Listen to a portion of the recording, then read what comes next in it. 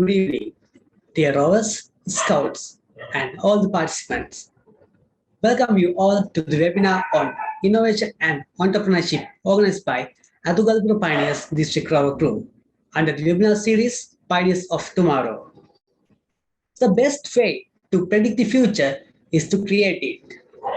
Experience of seasoned entrepreneur is precious, and no matter how theoretical models you study, you simply can't replace the experience they have gained through actually doing the work, failing, and succeeding. I'd like to introduce today's guest speaker, social entrepreneur, Mr. Hasanka Padukka, CEO of Vibhava Solutions Private Limited, co-founder of ZeroTrash and Thuru organizations. So, without further delay, we'll turn the time over to Mr. Hasanka Padukka. But before that, just a small reminder, if you have any questions on today's session, please post them on the Slido link provided in the chat. Also, please make sure to fill the Google form, which will be provided during the session in order to be eligible for the e-certificate. Yes, sir, the time is yours. Thank you.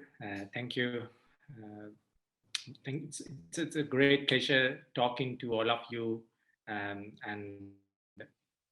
I really like to talk to young people. You know why? Because you are the people who build the beautiful tomorrow we have always wished. So it's my privilege to share you some insights in terms of how innovation and entrepreneurship. And then I need to thank the Ethugalpura Pioneers District Rover crew in terms of inviting me to share my thoughts, to give you some wisdom and light regarding entrepreneurship and innovation. So I have a set of slides. So let me run through you those.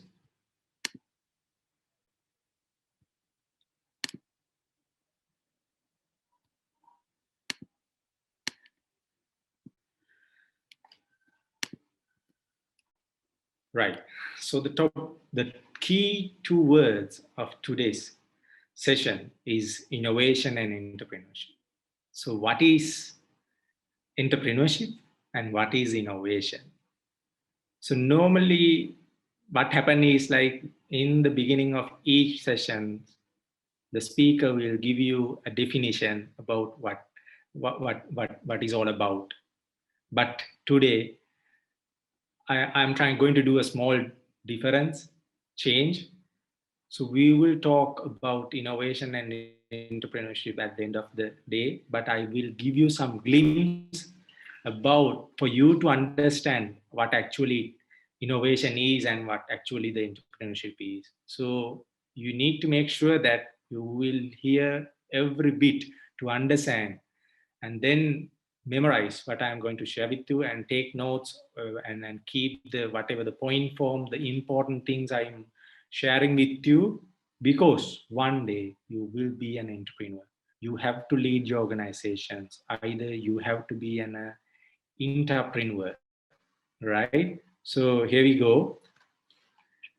I'm sure all of you are cautious on thinking on what exactly today's sessions look like. You're getting more ideas. So that's the point number one, ideas. So ideas are important, and you are getting thousands of ideas each and every day. So let's see how good your ideas are being converted into an action for a business or an organization. So that's what I'm going to share with you all. I'm going to touch three basic words, three powerful words actually. One is creativity, another is invention, and then innovation. What is creativity? So basically, all you know that it is related to drawing, it is singing, writing. If you do something different, that is creativity. Simple definition. When it comes to invention, so you see the inventions club at your school or your organization, your university, or your primary school, whatever, you see the inventions club. What is invention? if you can build something which was never there before, so that is invention. And the final word is innovation. So that's the term which has been an invention. So in terms of invention, that's like you build something and you solve someone's problem, and then either you get a economical benefit out of that, or else simply that user will be benefited through your initiative, through your business, through your solution. That is innovation. So let's have 3 different examples for 3 different words. Creativity. So you want to light something, you want to burn, you need to get the you want to get light out of it doing certain activity. So you have multiple options. You can use a lighter, you can use solar panel, in terms of lamps, in terms of different mod in terms of, I know scouts, you know how to get fire out of like rubbing certain sticks, and even a small lamp. So these are the different ways. So one day, some person, right, we don't know who, but they thought of a different way of getting light or fire by doing these things. That is creativity. And this gentleman, all of you know, is Thomas Alva Edison. So he managed to do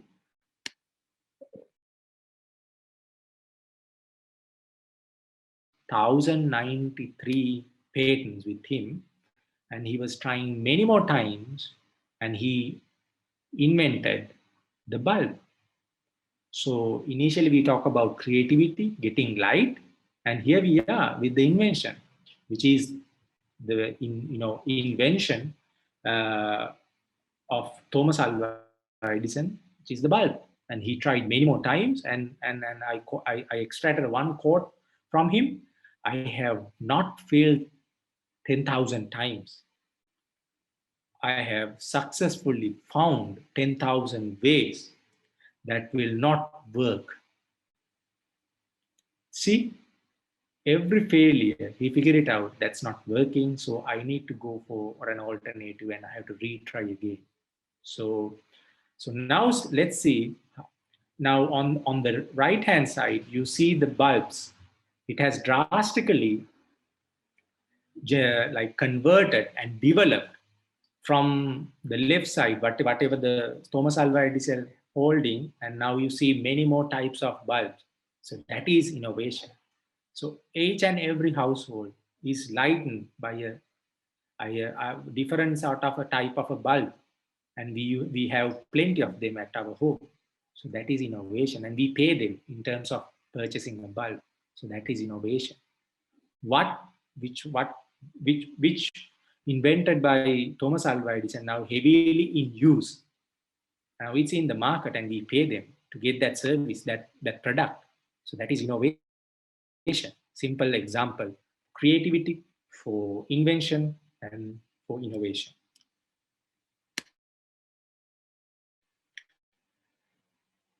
I'm sure all of you have seen this cartoon.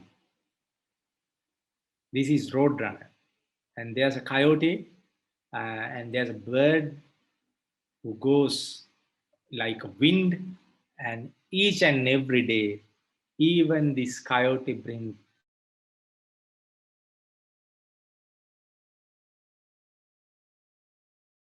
he was never ever be able to caught this Roadrunner. Now, can you think of what is innovation is with this example, the small cartoon? Even you build many more things. If you can't achieve the objective, that is not innovation. It might be an invention, but is that not be an innovation? So if you think of innovations, you build solutions and you solve problems, and then customers, like you will solve customers' problem. So that is innovation, and customer either pay you or even use it free. It necessarily doesn't need to be paying a product or paying a service. Even people use your product, that is innovation. You need to have, all of you need to maintain a LinkedIn account. LinkedIn is a professional platform, right? Like Facebook, like Instagram. One day you need to have your own LinkedIn. So the person who built this LinkedIn, Reid Hoffman, he was telling about innovation like this. Innovations come from long-term thinking and iterative execution. It's like a long-term thing. It's like a marathon. It's not a 100-meter game. You have to work again and again and again. That is iterations. You have to do something, you have to test that thing, and you have to do changes. Again, you have to go redo it, test it, and change. So this is innovation. Unless that's not innovation.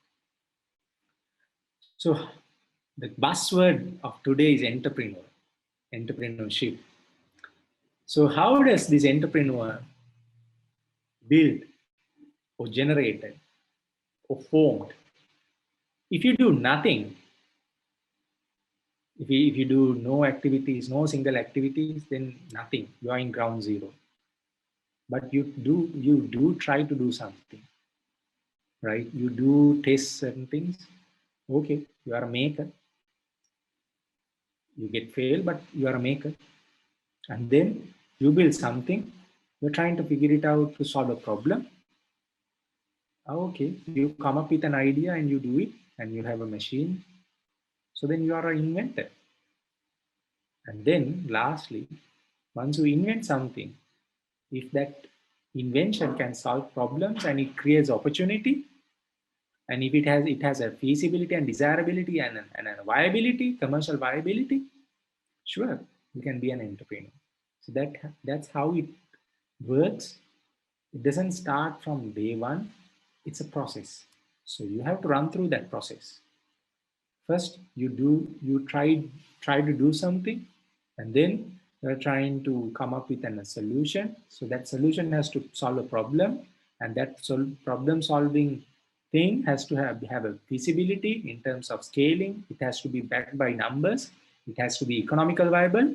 Yes, then you can become an entrepreneur. So what are the types of entrepreneurs? There are multiple types of definitions and clarifications. I will highlight you a few of them.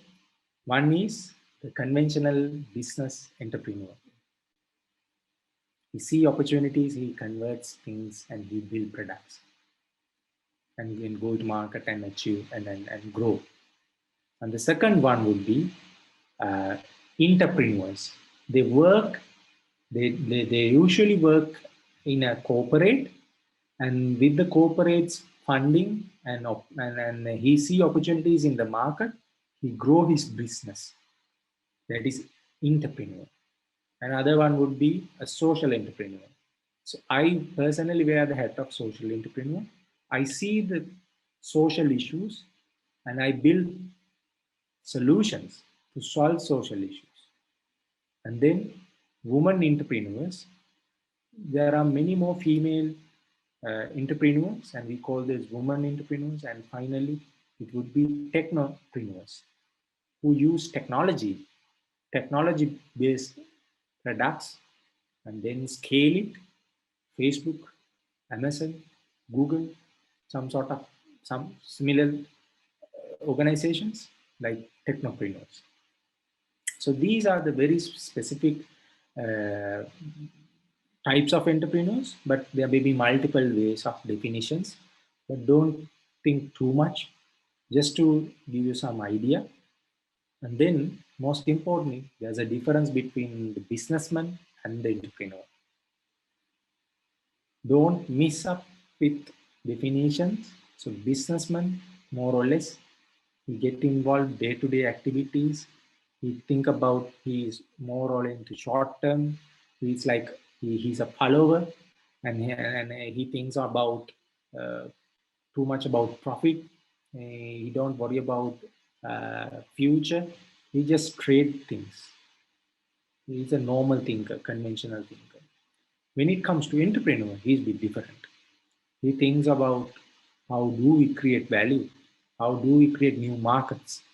I really don't want to follow others. Others need to follow me. So I will create something new. And then he create brands and he create products. And then the normal businessman will follow entrepreneurs. And more or less, he's a visionary person. He thinks at least 5 years to 10 years, 15 years, beyond that. But he believes in present and he focuses on future and try to create futuristic products in the present. And also, he's an unconventional thinker. He thinks always things out of the box. That's what really you want to be. And then when it comes to entrepreneurship, you will always find certain keywords like values.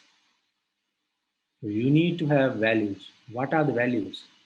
Values mean whenever you have money, whenever you have time, even you don't have time, even don't you have money, certain set of beliefs and attitudes and actions still with you as same as you do they did in past. So those special traits called values. Values will never ever change, even you have money or even you lost money. Values will always protect you. I will never ever do these things. So that is a value. I always believe on uh, trust. I always believe on people. I always believe on good. That is value. And then there are something called pleasure, passion, and purpose. When it comes to pleasure, when you do things, if you feel okay, happy, that is pleasure. When it comes to passion, when you do it along and along, you don't feel, you will not ever fed up by doing that thing, that is passion. And it comes to purpose, one day, all of you will figure it out. I was born to do this. This is my purpose of living. So when it comes to your 20s, when it comes to your mid 30s, mid 20s, you will figure it out, your pleasure and your passion. Sometimes, in terms of figure it out your purpose, it will take more years than that. So basically think on what is my passion and what is my purpose. All of you has to have a very specific purpose statement. Why you were born to this world, to do what? What do I do for environment? What do I do for people? What do I do for my school? What do I do for my Scout Association movement? What I do for my village? What I do for my country? That is purpose. Figure it out the purpose. Figure it out and write it down. Never ever change that thing. Figure out your passion. So your passion will lead to your purpose. If you want to become an entrepreneur, you need to have a thorough interpersonal skills in terms of verbal communications, in terms of non-verbal communications, in terms of negotiation, right? Talking to people, be very humble, be very kind, polite, but sometimes you need to take decisions. Even one of your look will then people will figure it out. Oh, he's not good. He's not okay, right? So we don't want to do this because he is not happy with this doing this. That is non-verbal communication. When it comes to negotiation, you work with people. So when it comes to people, it's completely different thing, right? You find some are good, some are moderate, and some are bad. You will have to work with all of these people. And you have to influence people. Sometimes might always needs to be a positive influence to change people, to shape people, to be a change agent. You need to be influenced. The more you are influenced, then you can do more good. If you are not influenced, then you will not be able to change other people's lives. And you have to have critical thinking and problem solving capabilities, decision making, teamwork. And I'm sure scouts, you always have that component embedded in within you, it is teamwork. When it comes to entrepreneur, right, you see different, I would say, qualities, right? Entrepreneur always perceive an opportunity, but that opportunity only comes once you bear a huge risk on your side.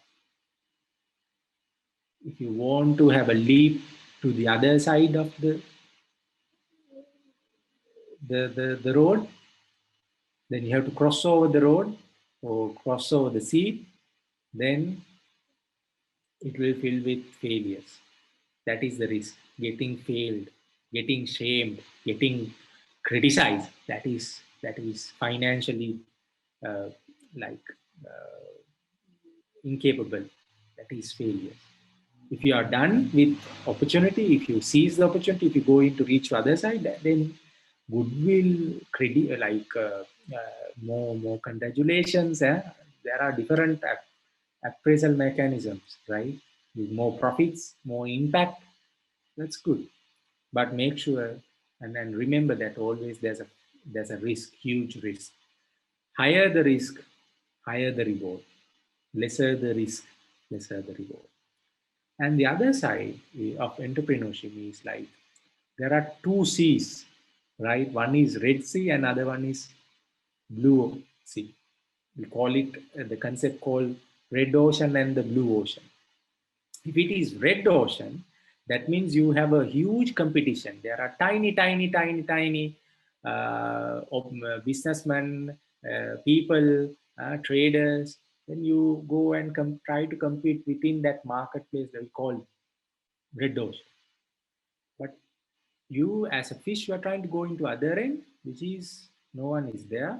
So you're not going to reach to other end. So that's blue ocean. But you have to come up with a new idea. So always businessmen will stick in red ocean and the entrepreneur try to go into blue ocean. So that's the important message. You need to be innovative. You need to think out of the box again and again. I was repeating the same words if you want to become an entrepreneur. So now the most important thing. So we are talking about entrepreneurships. How does it start? What is the starting point?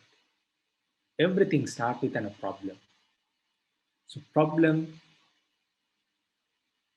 means pain. Pain means you are trying to do anything to get rid of your pain. So people who trying to solve their heal their pain, we call them as consumers, customers. So now you as an entrepreneur, you are going to try to build a solution which go and fit into your problem. And what is that solution? What is it? How does it work? To whom we are going to sell it, and how does it work, and where does it can bought off, and when it is available, and how much is it. So these are the things you are solving as an entrepreneur. So you are solving a problem of your customers. You need to figure out your customer. You need to understand your customer. Understanding customer is the critical thing in terms of success. If you can't understand your customer, you can't build this solution. If you can't understand your customer and again understand your problem, you will never ever be successful in terms of creating more innovative solutions. When it comes to problems, if in this world there's a university called Singularity University, and they have identified certain problems which is similar to a people of more than 1 billion people. So if the 1 billion people face these problems, they listed those problems as grand global challenges: energy, environment, food, shelter, water, disaster resilience, health. There are many more things. So if you as an entrepreneur can come up with a solution for any of these problems, in your community, in your area, in your country. So then you will become an entrepreneur. It doesn't necessarily need to be something new, something first in the world. Even something was there in Bangladesh or India or US or German or any other country, Singapore, Malaysia. If you can adapt that thing, adapt the essence and try to inculcate or customize or localize it in Sri Lankan context, so that's fine. You see Uber in other country, but we have Picnic. So something like that. So you don't want to be genius, but you want to be like figure it out the right problem and try to come up with a workable solution. Okay, so you see uh, different mode of transportation in different ages, right? Horses were used in terms of transportation, and later on, Henry Ford came up with a machine, invented a machine, and now you see different sort of brand names, different technologies, and see the modern vehicles. But what you want to understand is even horse caravan were a new invention or innovation those days. It was disrupted by the Henry Ford's motor vehicles. And Henry Ford's motor vehicles were disrupted by Toyota, Honda, or any other sort of new age uh, machines. And now you have Tesla and other sort of electric cars, right? Different brand names, different technology, right? So fossil fuel vehicles are now going into hybrid and more electrified and probably solar very soon. So the point I'm trying to build here is like, even you build something, it has to be continuous. Otherwise, one day it will obsolete. That will call disruptive innovation.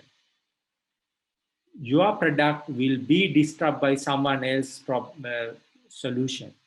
For an example, you heard of floppy drives, floppy disk, like 3.22 MB or something like that, and it was obsolete by flash disk, flash drives, data pens.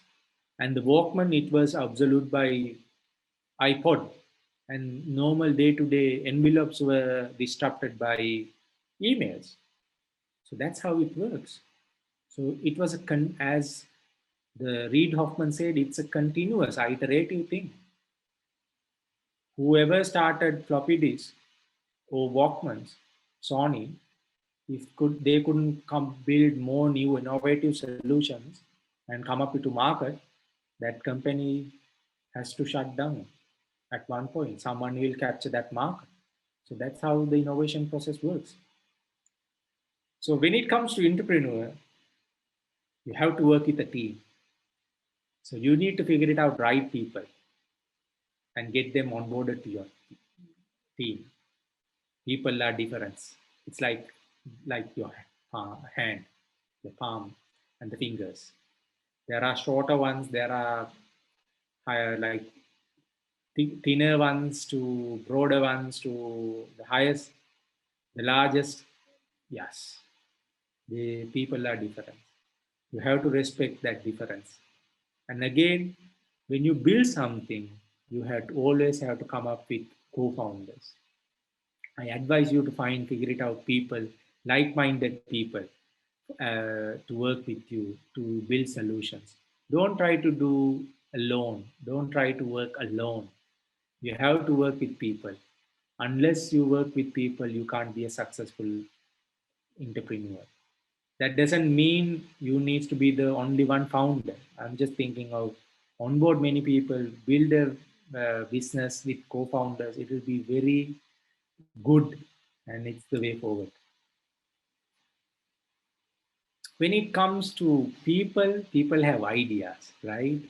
So don't ever thought of hiding your ideas. Always talk about your ideas with your friends. Never ever uh, uh, think of, hey, I have a fantastic idea. I do not want to share with my best friend, right?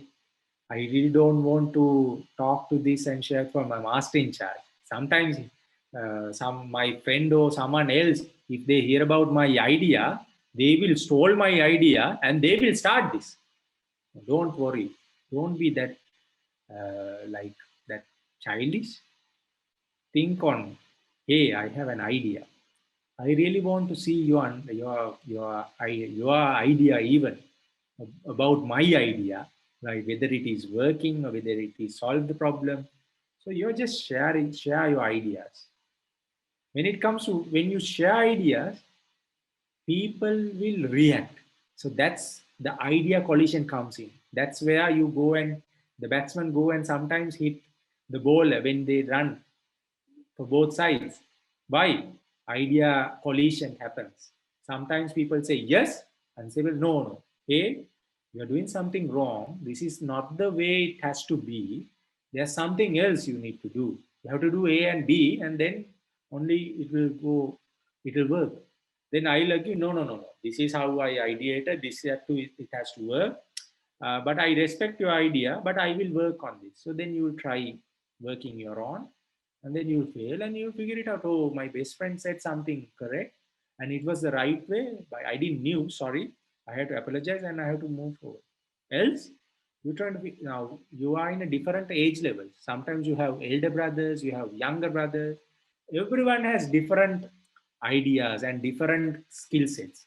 Sometimes more, some of you are in university, some are doing medicine, some are doing engineering, some are doing commerce, some are doing HRM, some are doing marketing, some are in finance, some are in banking sector, even some are in media, like entertainment, musicians. That's fine. That's really good because you see different perspectives. So that's how it needs to be. You need to figure it out. Different people, but you need to have that alignment of thought processes. That's what a good entrepreneur always have, the alignment with others. Collaboration. So if you want to become a good entrepreneur, always you need to be collaborative. You need to think about teamwork. You need to exchange ideas. You have to be inspired with someone else, and you have to share your resources. You have to be supportive with community. You have to trust people. Basically, if you can't trust people, you can't do anything. Sometimes they may be have backslashes. They will criticize you. That's fine. You have to trust people. They will breach your trust. That's fine. That is part and parcel with the game. That's simple thing. Even we believe on people, sometimes people betray you. That's life.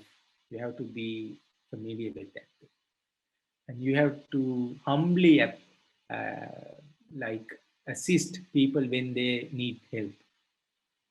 You need to be supportive.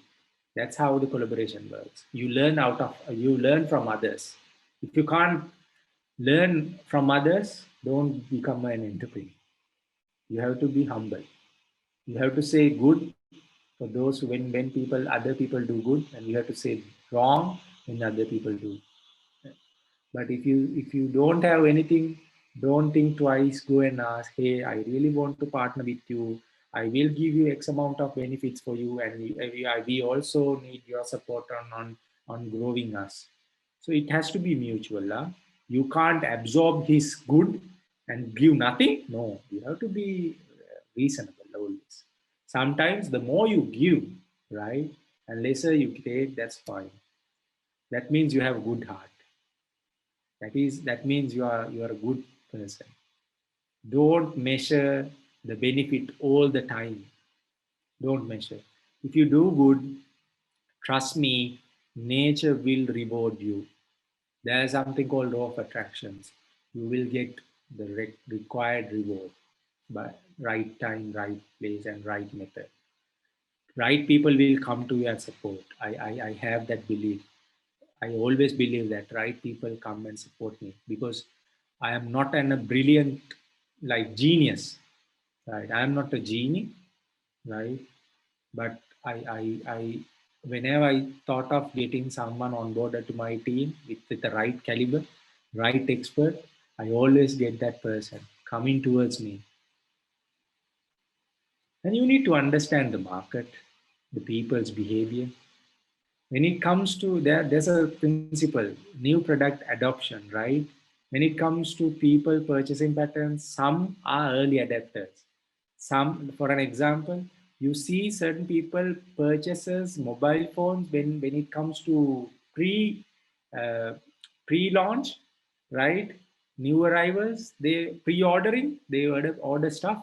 They get the latest iPhone 13, iPhone 12. Even it reaches Colombo, Sri Lanka. People try to order, right, through online. And they were the very first people to get that phone. And then later on, early majority. When the early adapters purchase this phone, the early majority will say, this is something good, right? We also want to try this. And the late majority, that is like the ordinary people. So they follow the trend. And the laggards. Laggard means you are not that updated with the market. You just really follow others. Simple as that. And you are there in the last lap of that product. I'll give you a small example. When it comes to a series called Game of Thrones, there were multiple series of Game of Thrones. And there were many more people who was there when it was telecasted, they were watching Game of Thrones. And when then people see about Game of Thrones, then the early majority win. And then even after few episodes, some people figure it out there's something called Game of Thrones happening. And then the late majority win. Even the Game of Thrones episodes are over, there were some people who never ever know about Game of Thrones. This is like the market. I'm just figuring it out a small, very classical example, just to give you an idea. This is how it really works. Even you come up with a product or solutions, only the early adapters will purchase that thing. So you have to think on your beachhead market, which is the early adapter, and then the early majority and the late majority. That's how it really works when it comes to entrepreneurial thought processes. To capture the market, you need to have this understanding. Okay, so when it comes to entrepreneurship, it comes with a bit of business background. You necessarily doesn't need to come do business management or financial management, but you need to have a basic understanding how does the process works. What are the functions? So basically, we work with people. So you need to know about how you manage people, which is human resource management. We work with rupees and cents. Then you need to know a bit about finance, and you need to think about marketing, how to attract, tap, cater your customer segment, which is marketing. And you need to run things, which is the very basic operations, production, processing, excavation, anything, labeling, painting, production. That is your typical operation. When it comes to commercials, you need to negotiate with people. You need to purchase certain things. You have to maintain suppliers and buyers. That is commercials. And the other one would be you need to work with IT. Either you need to have a website, either you need to have mobile platforms or technological platforms, even Facebook, WhatsApp, some sort of a technical thing, because now we are in a new modern era.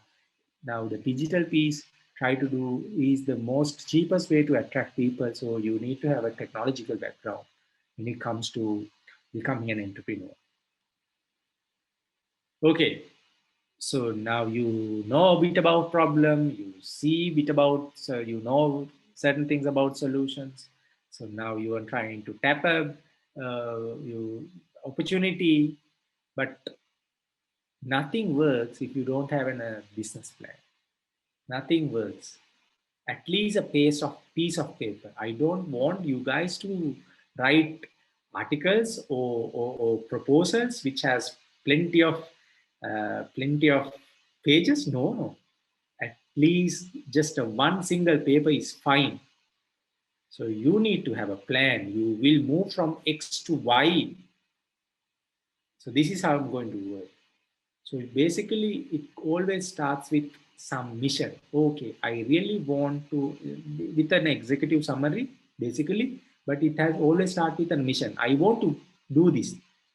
And then normal, your background and the product description. This is my product looks like, this is how it works, and this is how much is it, and the market. These are my customers, and this is how I attract customers. These are the strategies how to reach my customers. And then competitors. Yes, competitors means who are the other similar products and players in the market which will have a similar value propositions what you offer. So they are like competitors. So just to get an understanding about competitors, because you need to work and you need to work far better than the entrepreneurs. And then the SWOT analysis, you need to analyze your capacity. What are my strengths? What are my weaknesses? What are the opportunities in the market? What are the threats coming from the market? You need to analyze that. And then how do you manage your operations? That's something else. Because even if you want to become an entrepreneur, if you can't run the normal operation, and then you can't become an entrepreneur. And then finance planning and finance management, essential thing. To do everything, you need to make sure you need to have a timeline. You need to follow the timelines. You need to have a plan start with activities. Activity A, this is, and it has to done by this person, and it will end up in this date. So after few days, after 1 month, 2 weeks, you need to track what happened to activity A. You said, hey Taraka, have you done this activity? No. So then that's how the leadership works. That's how you follow up. That's what is essential in terms of becoming an entrepreneur. So when it comes to marketing, so marketing is the secret recipe, like attracting more people to your business. So Sri Lanka, you have 21.7 people, right? For an example, but do you think all of them are your customers? No, you can't capture all those people. So you need to identify a small piece, and then you have to create awareness. This is called the funnel, marketing funnel. This is how it really works. So you need to understand basically the image on the right very clearly, becoming an entrepreneur. First, you will create awareness about your product or solution in your target market. So target market is the selected geographical or demographical customer base which you are trying to initially pitch your service or product. So you will use different strategies. Normally, you use Facebook, you use YouTube videos, you use posters, you use emails, you use social media, Instagram, whatever, WhatsApp, to give website, give awareness, pass down the message. Hey, we have X product for Y price, and you can buy this from this place, and it will do X and Z and Y things, and that's how you solve your problem. So from that awareness, you will get leads. So you will tap that leads, and they will think on, oh, hey, we have a product. Let me have a look. And then that lead will go into consideration. Then the consideration will trigger people to take a decision. The decision either to buy or postpone this or reject this. So then the funnel will narrow down into purchasers, which is the buying, ultimate buying. So this is the funnel. This is how it works for everything. TV to clothes to food to anything, it has to go through this funnel. This is the secret recipe in terms of marketing to get more results, more purchasers, more customers, attract them, and then the funnel will broader in terms of awareness, and it will go into filters, consideration, then the lead decision, and then ultimately it will go and hit the ultimate customer event, which is the purchasers. So you need to keep eye on this thing. And then in terms of entrepreneur, as I said, financial management is something very, very important, critical. You need to cut down your unnecessary expenses. You need to maximize your revenue. Revenue and expenses, two different things. If your revenue matches your expenses, that point we call break even point. No profits, no losses. Your revenue and your expenses are equal. So that's where first initially you want to go and hit.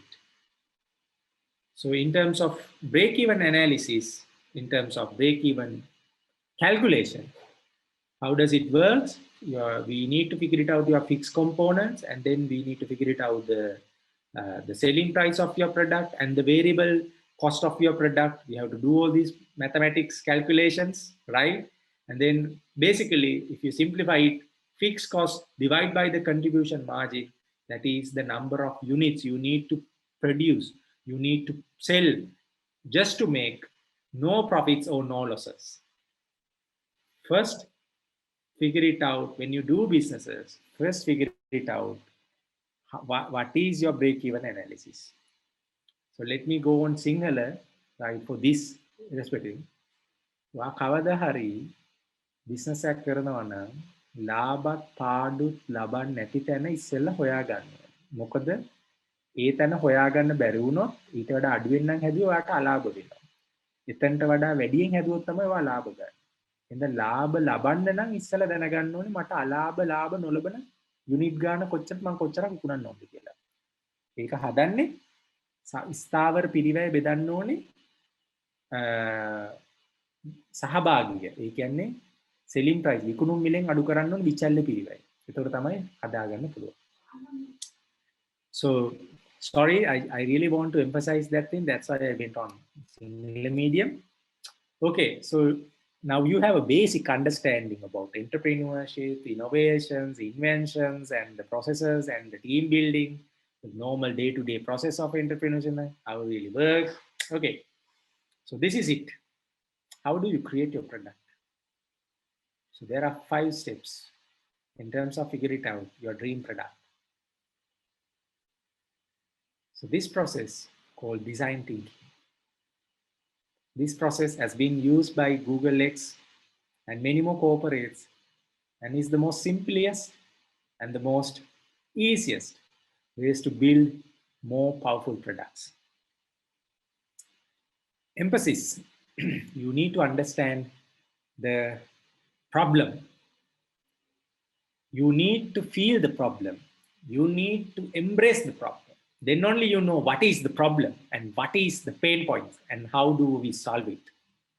In terms of problem identification, you need the second one is define. You need to write down, okay, this is the problem and this happens at this point and this happens to these people and when it happens and this is the pain looks like. And then ideate, the third important stage. Now this is the brain comes. Now the brainy people, they will think, they will have multiple ideas coming into your mind. Okay, how do you solve this problem, right? So if you do this, if you do that, if you do this both all together, and that's how we ideate. You will think out of the box and you will innovative thinking, you will do draft, whatever, you will write certain things, you will draw. That's ideating. And then the prototype. So now we have a small solution. Now we have ideated the solution, now prototyping. That means you are trying to build a sample of your solution, small one. Either you draw it on the paper, either you do it on clay, either you do it on with mud, or you try to do it on AutoCAD. You're trying to print into a 3D printer. That is prototype. You do not actually build the actual solution. You just try to build a small prototype, a small model, like a similar small scale product of your actual product. And then the final stage, testing. With whom? with your customers. You need to test your product with your customers. You need to talk to your friends initially. You need to talk to your family members. You need to talk to at least 100 people about your solution. You need to talk to your peers. And either you go to the right location and see the exact customer, hey, we have come up with another solution. What do you think? What are the changes need to be done? Then you will get hell of changes. Again, you have to ideate, emphasize, and do changes and come up with a new version. This is how the iterative things at the as Reef Hopman said, that's how it goes. And then rapid prototyping. So now in terms of prototyping, now the second concept is rapid prototyping. You can solve any problem by doing rapid prototyping and design thinking process. I just really want to touch these things. You form a group, you brainstorm with ideas, you select one good example, solution idea, and build the prototype, and then talk among the group. How does it work? What are the goods? What are the bad? Pros and cons, and then record it, and again do the same thing. That's rapid prototype. You don't want to take months to solve problems.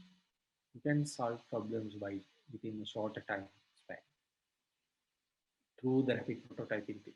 But for some problems, okay, not for all, but majority of certain problems you can use this rapid prototyping. But for problems which is the magnitude is very high and very large scale problems, no, you can't do rapid prototyping. Okay, so another key word, a buzzword called MVP, minimum viable product. When you build solutions, don't try to build perfect solutions. You can't build perfect solutions.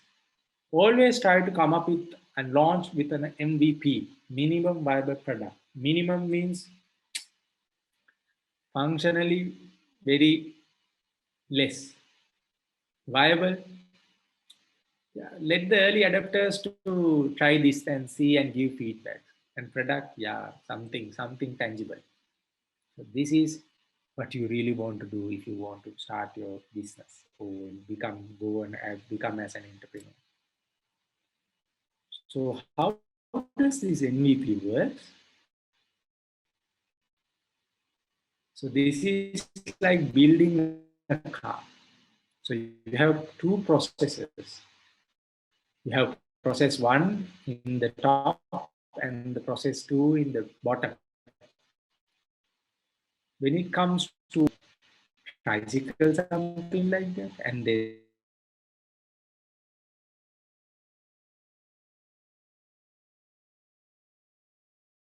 car, traveling. If you take the very first example, MVP method, you have to wait a lot of time to to to, to go to ride the drive the vehicle. But uh, in the second example, you see from the day one onwards, you are traveling, you are riding, you are moving. So that's MVP. So you will learn out of no, you will learn getting bored is not the solution. People think of something like a tricycle. No. Then again, you will once you launch that, then you figure it out. No. People want a bike. It has to have two wheels. And later on, no. People have to go on fast, and it has to. You can't ride. It has to go pump to fuel, and then go accelerate like 100 km per hour. And then you figure it out, the MVP on the latter part. No. People want security. People want attraction. People want to be cover when it is raining, and they want luxury. They want safe ride, and it has to be more than two people. So there you build the vehicle. So that's MVP. So think on MVP on that perspective. If you can build MVP and launch it and learn out of it, that's the real entrepreneur uh, style. So failures. So I have many more things to talk about failures, but I will rush. If you don't have the right business idea, again, from the starting, it's a failure. If you are not prepared pretty well, that's a failure. If you do not plan well, it's a failure. If you can't change with the COVID or other environmental challenges, that's failure. If you can face the competitors, that's a failure. But I repeat, do not fear for being failed. Do not be like afraid for being shamed. Failure means you are one step closer to the success. So my advices for the day. Here we go. First one is fail fast, and fail cheap is the second one, and fail forward is the third one.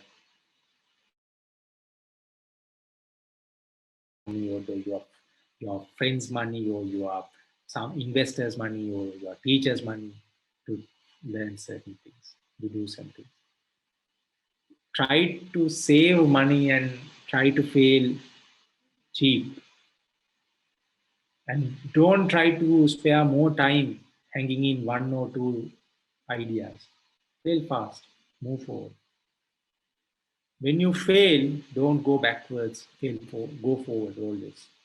Have a positive tone embedded in your lifestyle because you can't stop.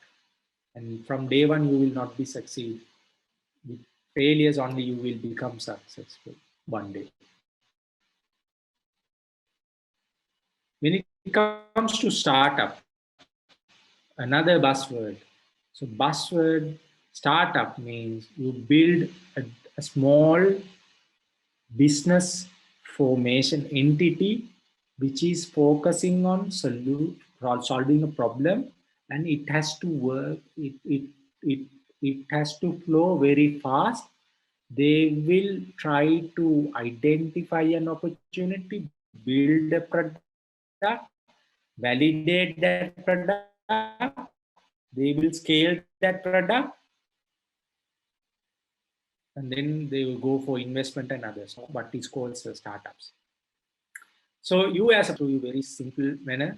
So you have an idea, you will write it, you will figure it out the problem, and you will do a prototype, you will show it to different people, get their feedback, do alterations, you meet people, you will learn, and you will share your ideas, get together, you will come up with new solutions, you will build your MVP, and you will learn, you will launch your MVP, and 1,000 people will use your product, you will get the feedback, you will go into the second iterations, you will grow your sales month on month, and then investors will attract to your concepts, and then you will scale this.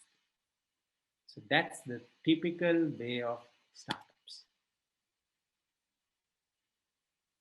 So when it comes to startup formation, so you need to have an idea, you need to have a concept. Again, that concept idea has to be validated. So you will validate that product, you will validate the traction levels, and then you will come up with the MVP. You will see what is the traction, the solution fit. You will try to tap the beachhead market, the very basic target market group, and then if it is good, you will attract more people, and then once you figure it out, you have the right product with you. Again, you will go and scale, and you will grow your scale your idea. That is startup business. If you're really interested of become a part of this startup, try to search more details about startup ecosystem, and there are multiple good people, good organizations, good initiatives who are willing to help you in for your journey of startups in Sri Lanka. I think in India it's a massive ecosystem, and trust me, in Sri Lanka we have different programs, from ideas, convert your ideas into actions, from if you have actions, if you have concepts, test to validate your concepts. If you have validated concepts, you can go and pitch to VCs, to investors, to angel investors, to grant programs, to seeds. Multiple things are there.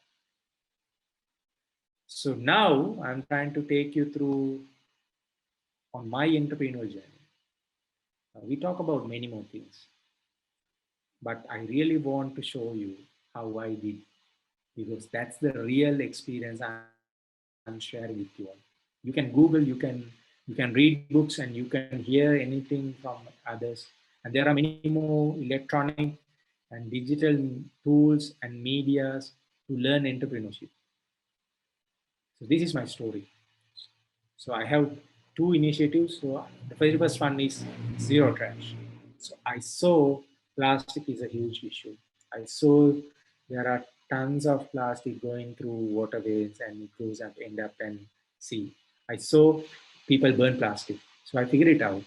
I saw the environmental pollution. So I figured it out a way, how do I build a business out on top of these things. So that's, I call ZeroTrash.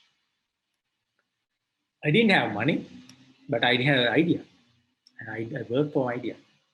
I believed on myself. I believed on my team. I believed on my co-founder and my initiatives.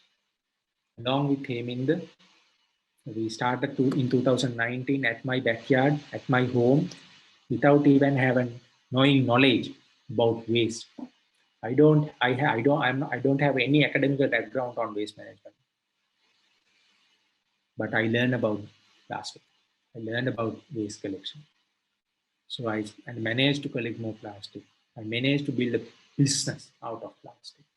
So this is how it is at the moment. I have collected more than 23,000 tons of 23,000 kgs of plastic since 2019. Completely bootstrap model, but now we have a center backed by John Keel's Plasticycle and Ceylon Cold Stores Elephant House in Colombo, Burlesque. And more people are getting employed under me. And day to day, I give solutions for people to bring down their plastic to my Burlesque Center to sort their plastic and schedule pickups through, and I collect more plastic. I collect plastic, I collect glass, I collect paper, I collect metals. Yeah, this is it. And I go along, my team go all around Colombo, getting more plastic. More young people collect plastic and bring this to me to send it for recycling. I work with different people, different entities, different organizations. I'm really happy with what I do. I have a platform called ZeroTrash.lk where digitally I'm trying to solve these things, try to maintain records. Still it's a very minimal, well, small, like uh, basic product. It's a MVP, right? It's a truly MVP. We just launched this product on 30th August. It's called ZeroTrash.lk. You can register, you can create your virtual bin, and you can schedule pickups. If you're coming to Dorlasgamua, you can come and drop off. You can record this here. So this is it, what I have done. And the second example, the story I'm trying to tell you is Thuru.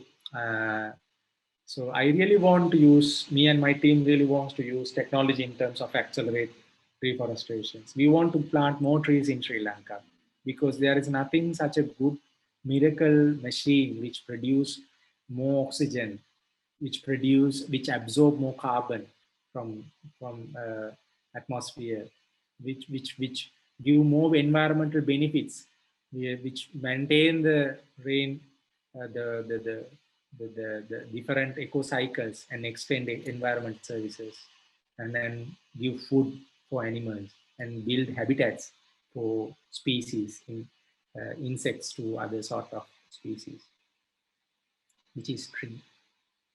So we are blessed to live in this country.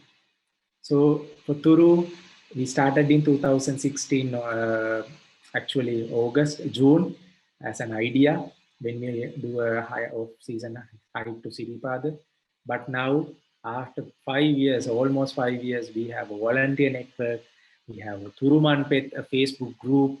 When you pass down certain areas in Sri Lanka, when you see roadside trees, people used to update images, photograph to Thuru Manpet.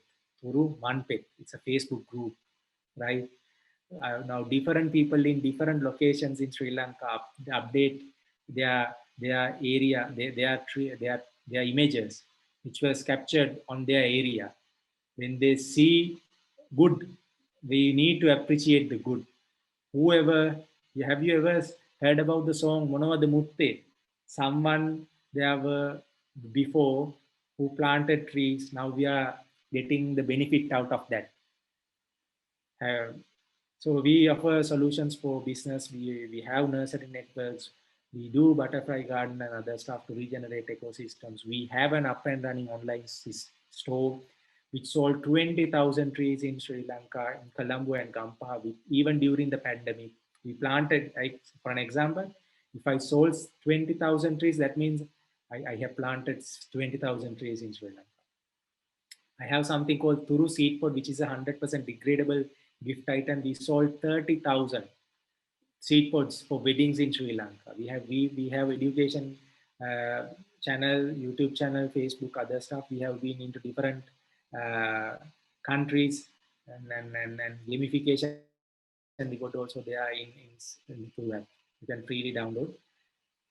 Yes, Thuru app has certain issues, certain technical limitations, because we offer this service as a free of charge.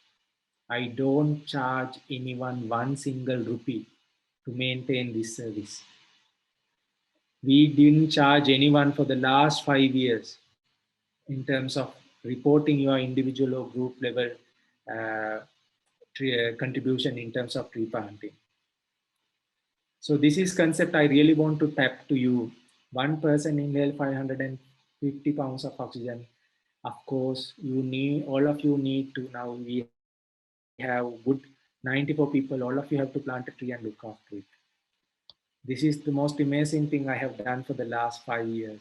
I have signed an agreement with Scout Association. And every day I see young scouts, scout boys and girls, they're planting trees and recording it into Rover. Different areas. I have seen Avisavella, I have seen Gampaha, I have seen Ratnapura, I have seen Kurunegala, I have seen Jaffna, I have seen Matara, Jail, Colombo, and other places. People plant trees and recording into the web. I need to say thank you very much on behalf of Thuru and my team. I have a huge respect for all of you have committed, and I'm really sorry if you face any technical inconvenience while using Thuru app. Sorry for the inconvenience, and I will share my details soon after this program. Please do reach me if you have any issues. Let me know. Personally, we'll sort that out. I said about something called collaboration. So this is Thuru and ZeroTrash is a collaborative effort. When you plant trees, when you purchase trees, you can give plastic, and we collect plastic. So when you give plastic, we give plants. So that's the collaborative effort. Okay, so as promised, these are my contact numbers and means of contact, right? So I have built something called Vibhava.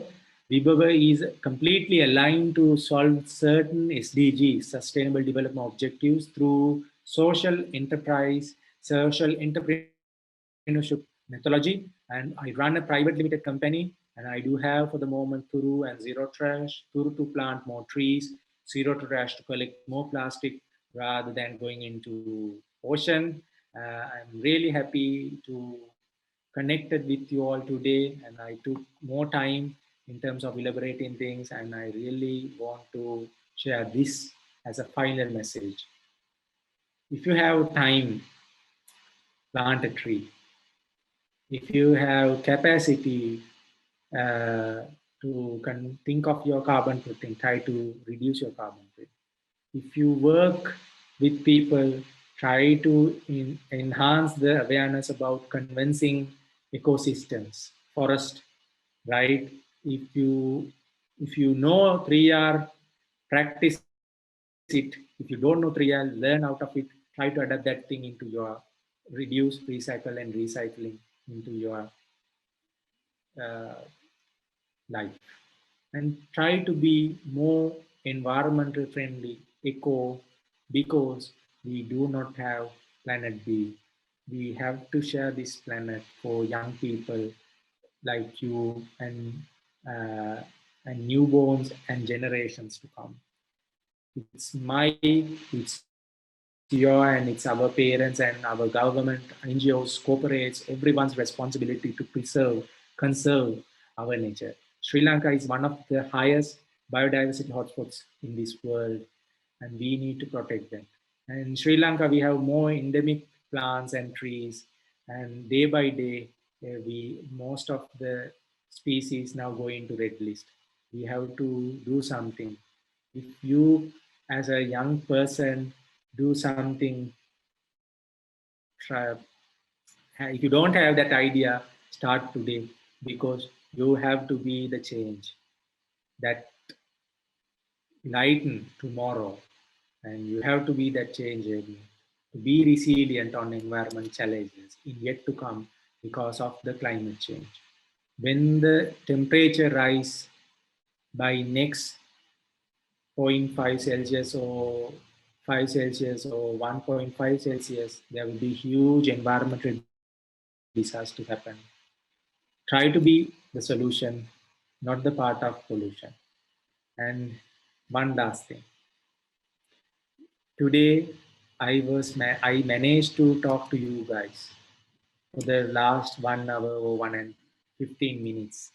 It's a completely privilege for me to share my experience and my thoughts for you guys. Try to take this into next level. Do not forget things I taught you. Do not forget what I really want you to do. So thank you very much and good luck. The final image which I was chosen to end this session is the sunny beaches in Sri Lanka.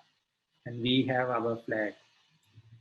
And we soon, very soon, in years to come, we will lose this green, and also our beaches will polluted by plastic. So I'm looking forward to meet you in the ecosystem as entrepreneurs who finds novel solutions to solve environmental challenges. Thank you and good luck. Good survey.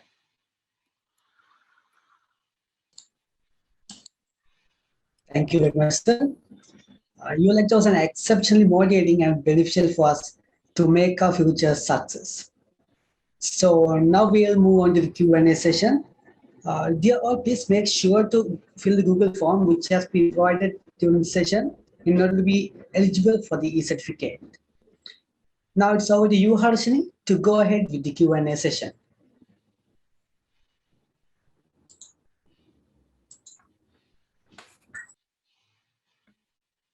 Thank you, Viduranga. We have received a number of questions through the Slido link. And the little reminder, before proceeding, if there are any other queries regarding the content of today's webinar, please post them on the Slido link provided in the chat.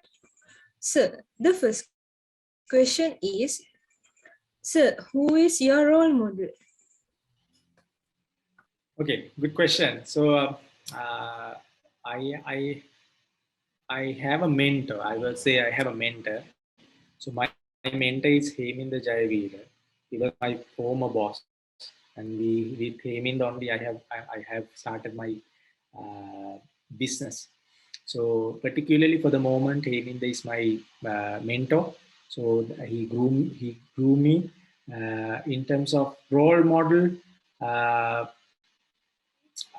be honest, I don't have an exact answer, but I really want to build solution. If someone has ever built solutions to heal the world, I think those people are my role models for sure. Thank you, sir. Next question is, what are the challenges you faced during your innovations and how did you overcome it? Good question. So I basically grew up at Moratuwa, went to Prince of Wales College, and then I did commerce and I went to Rajarat University. I did my BSc in business management at Rajarat University. And then I went to one of the company at John Keel's, JK Marketing. People know about Keel's. And then I went to Dialogue. And then here I am with my own organization called Vibhava Solutions.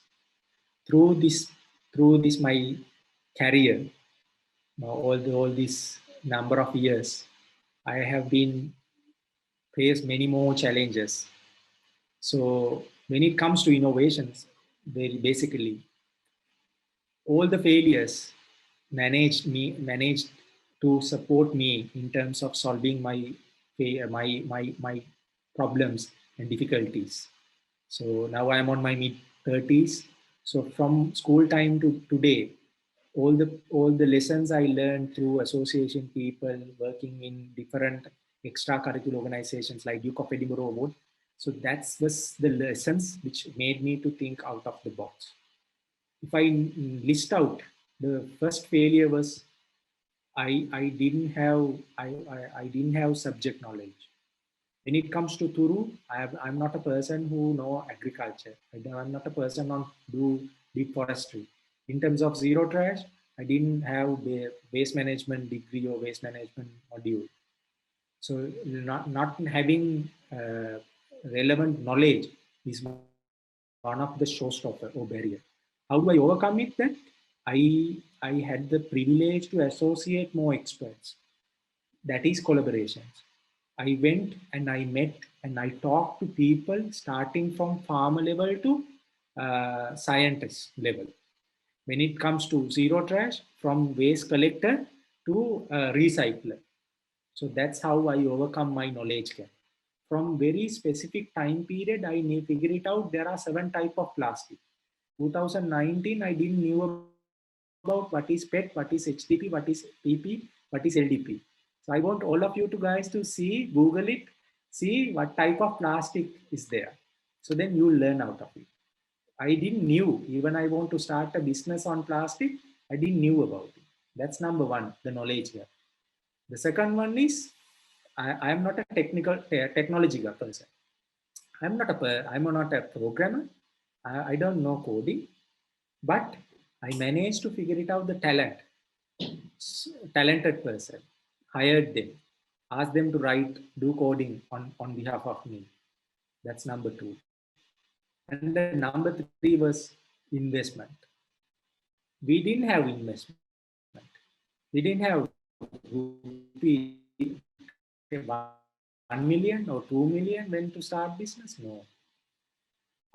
Our our late hours of work, our commitment, that was our investment. We managed to figure it out. We sweat and work hard for the objective. That was our investment. I left my job to build these things. That was my investment. And finally, failures, criticisms, blames. When you do new things, when you do try to come up with new innovative solutions, general public and people who really don't want to change, they always try to point you with thousands of uh, arguments. Sometimes they are correct, sometimes they are not.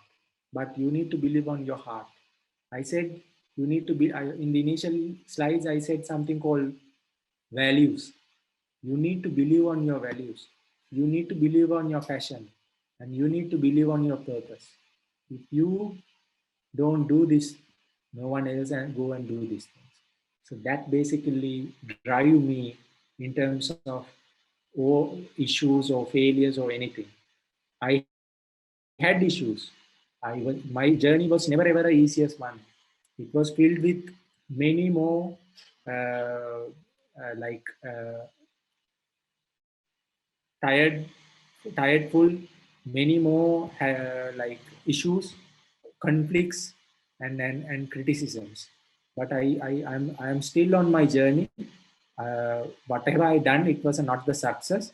I have still long way to go. I just telling you, you do not see or believe that none of the things can stop you. You need to have that motivation to go forward and forward. I told you, fail fast, fail cheap, and fail forward. Whenever you fail, you just fail forward.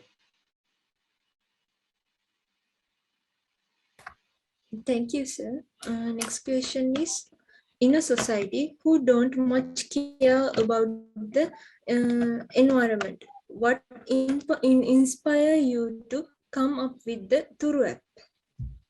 Okay, I think good question. So it's a completely a story. So I will fetch one or good two things. I said I was involved in something called the Duke of Edinburgh International Award. In 2011, I went to Haldimulla at very close to Badulla, Ayurvedic garden, and I saw different sort of indigenous Ayurvedic plants and different animals living in that Ayurvedic center. And I went Professor P.L. Marasinghe there. So then I brought Kalumedire trees, and then again my team, Hemindu Jayavira, he also was curious about trees, and then my team was like pretty much we into hiking. We done some sort of like expeditions in terms of visiting precious unseen locations in Sri Lanka. So I was working in the heart of Colombo, and I saw how the Colombo converting into a concrete jungle, and I only see the green at Vihara Mahadevi. And I said to myself and to my team, so we are young. Those days I was young, so I said we need to do something. We need to apply knowledge. We were coming from technology background. He said and there was something called Vilpattu and other sort of things are going, deforestation things, and Sri Lanka was losing the forest cover. And we would really want people to plant 2 million trees in Sri Lanka because we inhale oxygen and we have an obligation to plant a tree and look after it to fulfill our obligation. So that was the very basic thing. So on an off-season Siripa, hike, we ideated a product called Thuru, and here we are. That's where Thuru was built upon. Thank you, sir. Next question is, sir, it's true that although there are many innovations, only a few manage to come to the market due to the difficulties in finding a capital. How to overcome it? Again, I would say when it comes to investment, do not think about always financial investment. Think about your time. Think about your effort. Can you remember something? I told you about something called co-founder. Someone called co-founder. I asked you to get connected to like-minded people. For an example, you want to build a website, you want to build a platform, you want to build a mobile app. You don't have investment. Why you need investment? You want to pay someone and get it done. On that scenario, if you can find out a good person who really believe on you, who can really will work with you, and you will ask, hey, Saman, I really want to build this mobile app or this platform. I will give you the idea. Can we get together and do this thing? So then you will offer him a share. Hey, you can get 50% or 10% or 15%, 25%. And then I will be getting the rest of the percentage. Don't think about the percentage. Only think of the percentage if you have traction. Do not figure it out. Do not try to finalize the initiative name, initiative registration, investment, what is your website name, website address. What is your brand look like? No, don't think about those things initially. First focus on problem. First focus on what is the solution. First focus on the prototype, then the MVP, then think on the solution. So and again I said something called collaboration. If you don't have investment, talk to your friends, talk to your master in charge, talk to your association, talk to your school teachers, talk to your relatives. So the best investment is your savings, because you saved every penny, and even you lost it, don't bother about it, because you learn something out of it. If you borrow some money from an investor, then you have to pay either a percentage or you have to pay interest. If you take a bank loan, you have to pay interest. If you take money from investor, you have to give a share. Taking money from someone else is a very difficult thing. And you have to maintain records, you have to register your organizations, either a proprietorships, either a private limited, either a partnership. So there are many more compliance comes in. When you grow, do it. I don't say don't, do it. Scale this, grow, but initially do not follow capital intensive things. When you see money coming towards, or people are using your product, then that's the time where you really want to invest. Do not invest on day one. Day one, it's your time, it's your effort, it's your friend's commitment or technology or collaboration. Later on, when you have traction, if someone downloads your app, if someone visits your app, someone clicks your program, if someone likes, if someone comments, if someone purchases it, that's traction. Thank you, sir. So next question is, how could we increase the impact of our ideas? Good.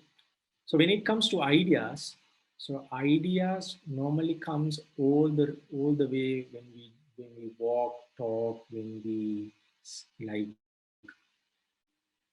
bath, ideas are coming. When it comes to impact, you need to see what sort of a problem you are trying to tap, what sort of a problem you're going to solve. I told you, when it comes to grand global challenges, the singularity university defined 12 grand global challenges. If you solve that challenges, that means you are solving a bigger problem. So the impact is very high. I will take it on this way, the question. If you're trying to solve your rover crew club problem or a scout association problem, so the impact is like 75,000 people or like 150 people or 200 people when it comes to your Ethugalpura uh, rover club. 200 or 250 might be something 1,000 or 1,000, 2,000, whatever. If it is scout movement, 75,000. If you're trying to solve something in Kurunegala district, probably less than 1 million population. If you're trying to solve something on North Central province, or I don't know, any province, whatever the province you are in, another few millions. If you're trying to solve something on Sri Lanka, definitely it's 21.7 million. If you're going South Asia region, few billions. So think on what gamut and what problem you're going to solve. Based on the impact, based on the population of your target market, your solution's impact will be. Thank you, sir. Next question is, we use pens and it has a plastic cover. In other countries, customers buy one pen with cover and they refill it. Why can't Sri Lanka try it out, sir? Yeah, of course, I think it's there, right? It's there in Sri Lanka, right? But I don't know in what scale, right? When it comes to certain, I don't want to tap any brand, right? But when it comes, if you go to a normal bookshop, you will see the refill, the whatever the refill component, right? That is for the not the 10 rupee or 15 rupee or 20 rupee pen. Of course, that is for a high-end products like 200 rupees or 150 or 300, 2000 to 5000 pence. There's something called a refill, right? But I have seen in Sri Lanka, again, there are certain retail packs coming with a small refillers, right? And I'm sure in times to come that will the way forward. And I have seen certain brands collecting pens in terms of recycling. Now we now in terms of education sector we have more more students, so they have to try. So then use of pens is a huge thing, like toothbrushes, like many more stuff. So yes, there's something called ink pens, right? It was obvious, there were ink pens, but now we don't use. But that was the entire simple thing. Like when it comes to 90s, when it comes to 80s, there we were using, even my small times I was using ink pen. But now, even though it is there in the market, people do not use. Now we want the convenience, or we want easy, uh, easy living. So that's it. But a good question, it is there. This is the mindset you really want to develop. This is very related to the 3R concept I mentioned. Good question. Uh, if you have this sort of thought process embedded in your mind, in your heart, I think that's good, tremendous. Thank you, sir. Next question is, how do we unlock a new collaboration for innovations? So when it comes to innovation, doesn't happen in day one. Collaboration starts when you talk to people. You have to meet people. You have to talk to people. And you have to be open with people. And you have to share your ideas with people. And that's how it works. When it comes to scouts, you work as a local level scout movement. And then you work with different provincial level scout movements. And then you work in all the national level scouts when it comes to camps and jamborees, other, etc. Countries. So you share ideas. When you share ideas, you get to know each other. You can build connections. So when it comes to different people, different mindsets, different knowledge, to do innovations. So team up, meet people, talk with people, be open. Don't try to be. Don't try to win the game always. There may be some bad days, and there's some failures, but don't try to overrun others. Try to be like opportunistic. While learning from others, try to give something for them. That's how the innovation comes in. And then talk with people about problems do they have. What are the problems and what are the pain points? And then how can I solve that problem? For an example, if I take a small example, if it is come to students, sometimes you need to take printouts for assignments. Sometimes due to the COVID thing, all the shops are closed, but still you have to take printout. But you don't have a location to take printouts. Some people have printouts at their home, but some don't. Why can't you get together and figure it out a person who have a printer and pay something through WhatsApp, send documents, ask them to print, and then meet a local person who has a bike or a trishow, ask them to deliver these things. Similar to medicine, similar to veggies, fruits. That's innovation. You don't want to build a website or an app to do everything. Collaboration starts from that.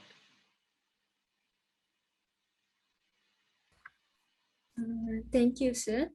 Next question is, how can we support local startup businesses? Yeah, you can always support people. For an example, I don't know how many of you are on Facebook, how many on Instagram, but I know Generation Z, millennials, they are on smartphones and on technological interfaces, platforms. Sharing someone good is even something is something really worth these days. I show you something called the marketing funnel. I show you that we will go and hit the target market, and there was something called awareness. No, in terms of to attract, to generate a lead, we pay a lot of money for Facebook, Google, and other sort of social media platforms. Not $1, $100, $200, $500, $1,000 per month, irrespective of the company size. Sometimes few thousands. But if you can share their message, share their post, put them a like, put them a comment, say thumbs up, good luck, good job, that's fine. That's the simplest way, right? And the next best way is encourage them by doing purchases. If someone produce a degradable bag, when you do purchases, do not purchase a polythene bags. Try to buy your friend's degradable bag. If your friend doing if your friend doing some greeting cards, do not purchase a card from a store. Encourage them by purchasing a small greeting card. If your friend do a Ayurvedic or fruit juice stall, always have a visit, pay a visit, try to drink some sort of a juice from that. So he will get more business. He will feel he is connected. He feel that you have been backed. You have been blessed to have these sort of people. First, we need to make sure our community get benefit out of that. Then only if you have purchasing patterns, change those purchasing patterns and encourage people. Sharing post is very simple, no harm. Purchasing and encouraging, that's something really good. And other one would be volunteering. If they are running through difficult times, talk to them, go and support them. Because for a one day in Sri Lanka, we have to pay at least 1,000 rupees to 1,500 to 2,000 to 2,500 or 3,000 rupees for a one day labor. If your friend doing a startup, if he wants someone to do X, Y, Z activities, if you can go and support them, that's good, no? That's the support you want to do. You don't anticipate any support from him, but you go and support him. That is what you can do. That is what you have to do. Rather than doing these things, do not accept someone else to do this all of these for your startup. Do not think that they have to come and support me. No, you go and support them. Then only they will feel this person is a super resource for me. He came when I needed the most, so I really want to support him. That's how you can support anyone else. Thank you, sir. Last question. How can we make economic growth both faster and more inclusive? So that's completely this. When it comes to, I will take this question on a different note. When it comes to economic growth, of course, it is the term it says gross domestic product and the gross national product, right? And about what are the how do we extract primary resources and then convert those natural primary resources into secondary products and finite products, and how the economy behaves and what sort of gross domestic products we produce, and then what are the imports and exports, the foreign exchange, the trade account. That's it's about. But I really want to take that question into different way. How do you get environmental growth while being sustainability and eco-friendly? So that's the thing we really want to think out of. It's not about economy. Economy is there. It is vital, but sustainability is the next biggest vital thing of all the time. Because I will give you one example. You are from Kurunegala. I'm from Colombo. I have seen many more tiny fish and other species going all around in Colombo canals and waterways back in 90s, but I don't see them. I only see mosquitoes and some guppies, right? But you still at Kurunegala or any other of the region, you will see small tiny fish moving fast in your paddy fields. I have seen many more insects in Colombo. And even when we walking, there were many more insects. And I have seen many more butterflies and other insects. But I don't see insects very frequently. I hope you will you are seeing all those insects at Kurunegala. I have seen bees and dragonflies, but I don't see them. Why? We as humans, we use chemicals and other sort of, we have completely destroyed their habitats. The sake of environmental development and economical development. Very soon, you guys also lose that precious biodiversity. So that's it. So climate change is a reality in our times. So what is the point of having economical growth while using and extincting certain precious endemic species in Sri Lanka? What is the best development growth while cutting down the native forest and destroying forest land in Sri Lanka? No point. We have to be smart.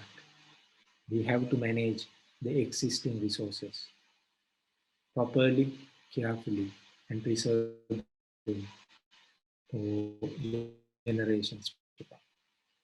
So you guys has to lead this.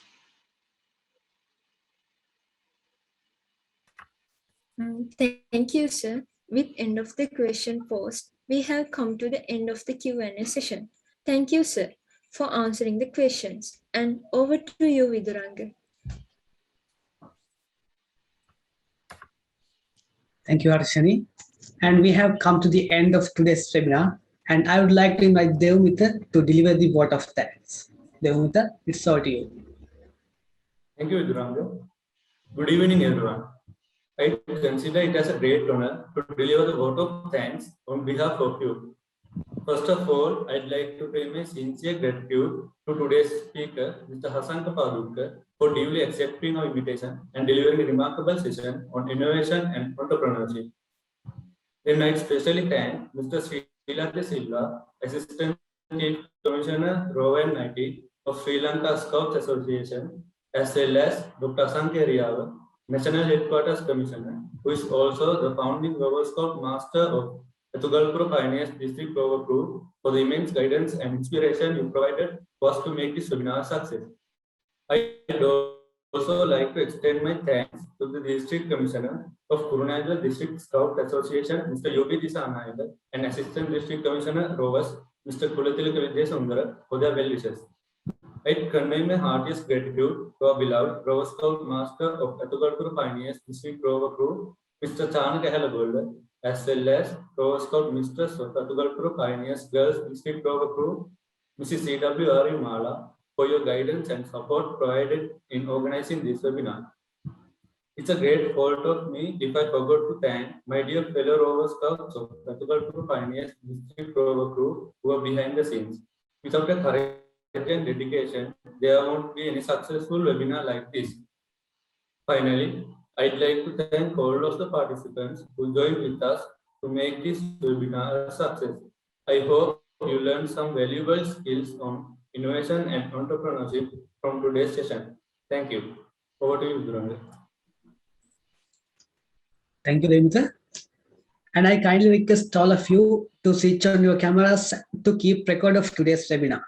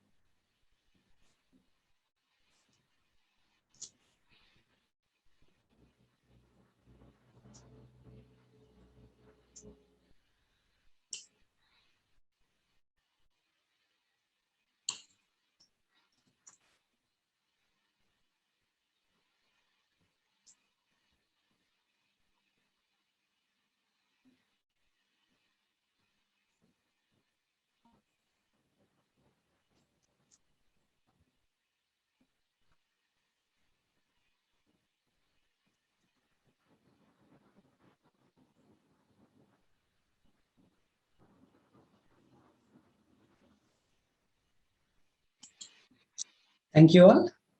And thank you all participants for joining with us and making today's session success. And please follow our FB page to get updated on our future events. Stay safe and have a nice day. Thank you all of you.